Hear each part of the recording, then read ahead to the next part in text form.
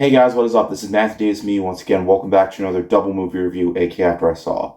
I was debating whether I should do separate reviews for these movies or should just do it in one whole video. But since it's Father's Day, I figured I should just do double movie review. Even though I kind of wanted to do separate reviews, I just want to get this video out as soon as possible. But yeah, anyways, first movie I'm going to be reviewing is The Flash. We follow Barry Allen as he tries to go back in time, and when he changes time, it causes superheroes to be absent in the world that he's in. He meets up with a younger version of himself. From there on, he has to try and bring the future back to its present self. Before even a trailer was released, Ezra Miller got a lot of backlash involving all the stuff, the really disturbing stuff that he did.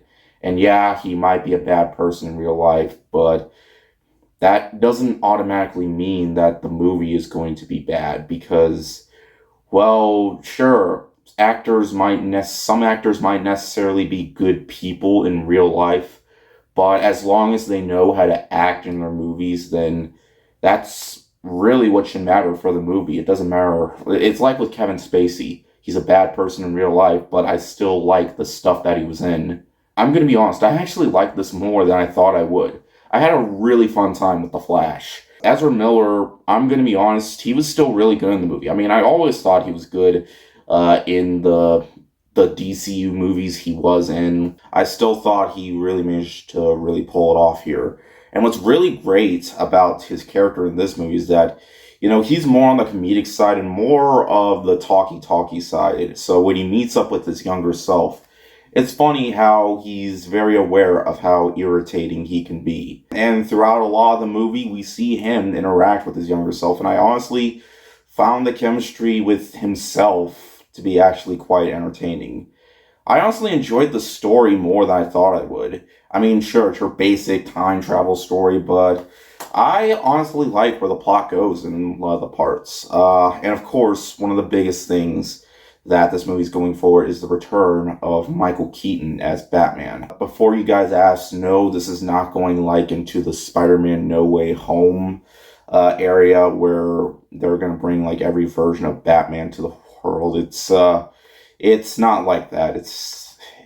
Yeah, but needless to say, Andy Muschietti, the director of the film, who also directed the It films, also really managed to pull it off when it came to the direction. The direction is really spot on. And in terms of the moments throughout the film, there are a lot of like very emotional moments, which I actually really did enjoy seeing on screen. That definitely made me feel something as I was watching the film, specifically with Barry's mother. And honestly, while they aren't on screen together that much in the film, I kind of would have liked it if they did show a little bit more of that. But of course, it had to go into more of the superhero story route because there's bound to be a lot of action, and there was. There were times where it was actually far more violent than I initially thought that it would be. Like, I feel like superhero movies are definitely starting to change in terms of violence because superhero movies nowadays, despite PG-13 ratings, tend to get more violent now. I mean, with Guardians 3 and Multiverse of Madness, Doctor Strange, it's pretty deep. Now, I will say, though, in terms of the action, they're quite fun, but there is quite a bit of bad CGI here and there. I won't say anything, but like the first glimpse of action had some really poor CGI. And even during later parts of the movie, they bound to be noticeable. Like a lot of green screen, but it didn't really ruin the entire film. I mean, it's something to expect in most superhero movies nowadays. They're bound to have like a lot of CGI that is just not well polished, and it is something that can be forgiven, at least for me anyways, because it's bound to be in some or almost all, modern superhero films. So I doubt there's ever going to be another superhero movie that is not going to be relied on CGI. But yeah, I don't know where that breeze is coming from, but I can't really do anything about it. But in the end, guys, The Flash, I liked more than I thought I would. If you were disappointed with Black Adam or Shazam 2, then this will definitely make up for that. I liked it more than both. It's definitely one of the better DC films that I've seen in recent memory. Michael Keaton is definitely the show stealer, though you don't see him a whole lot throughout the movie. I feel like it's made as fan service, but it's the type of fan service that I think actually works for the film, and it isn't just, hey, remember Michael Keaton Batman? He was awesome, right? So here, we're going to give him to you. But I feel like there's a reason why he was in the movie, so that's nice to see. Bottom line is, despite the controversy surrounding Ezra Miller, it didn't ruin anything for the film. I still recommend giving it a watch. It's definitely going to please a lot of DCU fans, despite the bad stuff that the main actor has done. Now I'm going to be reviewing Elemental. This is Pixar's latest film. We follow a young fiery girl named Ember who is running a store with her dad in Element City, where all the elements live: earth, fire, clouds, water. Though, of course, the fire doesn't get along with the water too much.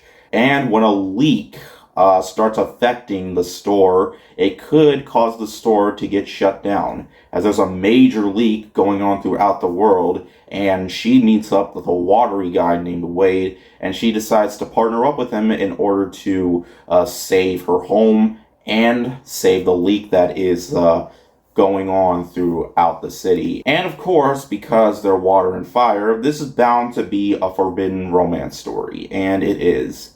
No matter what Pixar does, no matter what ideas they have, I am always going to support them.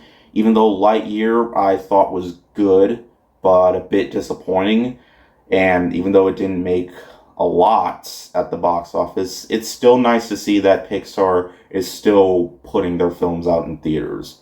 I have no doubt in my mind that Flash is definitely going to make more, but nonetheless, Elemental, I actually did like a little bit more than Lightyear. Still, though, it's not like a new Pixar classic like I was hoping it would be. There's still bound to be people that will probably enjoy the film. I enjoyed it, just not as much as I was hoping for, because while it's basically your titular romance story just with elements, it's basically like Romeo and Juliet, but with elements, pretty much. That's the best way I can describe the story, and it could have been handled a little bit better. And there are often times where it just kind of reminded me of other familiar Pixar films. Like, in terms of the character designs, they're great, but in terms of the world and the setting, it's vaguely familiar. But nonetheless, I do think the designs for this world, specifically with the characters, are absolutely outstanding. It is breathtaking to look at, especially with the character models too, like the water ones, how they have bubbles inside them. Like, it was very well detailed. So it definitely goes to show that no matter what the movie's going to be, Pixar is always going to shine when it comes to their animation. And it's by far one of their most visually stunning to date, in my opinion. I do find the characters likable, I just don't really find them memorable. Like, when I think Pixar characters, I'm not instantly going to think of the characters that play out in this film. And I didn't really care much for the whole trying to save the store type of way, but I did like how the character Ember was debating whether or not she wants to run the store, because she's basically supposed to, because her dad is trying to retire and all. But in terms of that storyline, I kind of preferred the storyline between Wade and Ember. How, can they fall in love? Is it because they're not sure if water and fire can mix together? Because, of course, they're two separate things. So I like how Pixar handled it. Just, it's not really in a way that I feel like it's done fully metaphorically. Just, I guess it doesn't matter what you are, like, people with different things can be together. Just, I'm not going to spoil if they do end up together. You're just going to have to watch the movie for yourself. But I do think that the movie is worth watching. It's just, I feel like in terms of its concept, it could have been handled a little bit better. It's certainly not a horrible film. It's visually appealing, characters are likable, and the storyline, like half of it, I feel like is done well enough.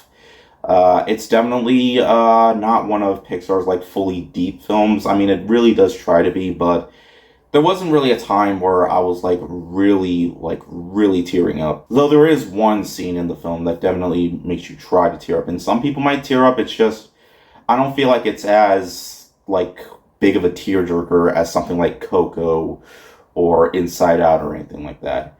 It's definitely not going to be the next one of those two films, or even Soul. Just, it's a fine film. It's just, I really wish it could have been handled a little bit better, but nonetheless, I still can say that it was a good enough time. I really wanted to like it more than I did. Hey, I still think it's good. I still think it's worth a watch, though I don't think it's nearly going to make as much money as Pixar would be hoping for. But yeah, anyways, thank you guys so much for watching. Hope you guys have a great Father's Day weekend, and yeah, I'll see you guys later. Ward out.